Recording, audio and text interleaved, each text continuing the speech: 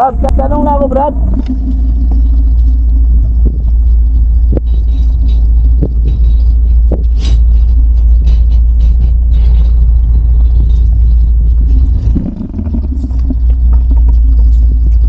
Ilan taon ka na, Brad? Ilan taon? Guard ka? 19 pa. 19 ka. Init na. Init ang panahon, ano? Sobrang hapon. Ang ganda yung ano, ginawa na dito. Okay na pala dito, Brad, no? Hindi pa naman masyado tapos po. Kilala mo ba yung Panginoon, Brad? Panginoon, kilala mo? Yes po. Ha? Yes po. Ano siya sa buhay mo?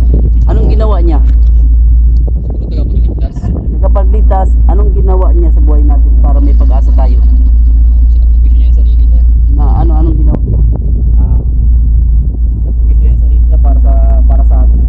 Kumbaga, siya yung pinakaunang Pagpako. Oo. Siya yung nagmahal sa atin. Parang Siya nagpapako sa krus, ano? opo. Siya yung umako ng kasalanan. Galing mo, Brad.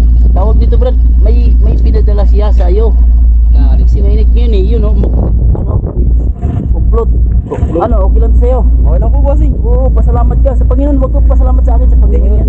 Ha? Thank you po. Oh, hindi sa Panginoon. Doon ka magpasalamat, Brad, ha? Oh, sige. Ingat, Brad. Oh, palagi may Panginoon sa buhay natin at sa mga trabaho natin, ha? Ingat, Brad, ingat. Okay.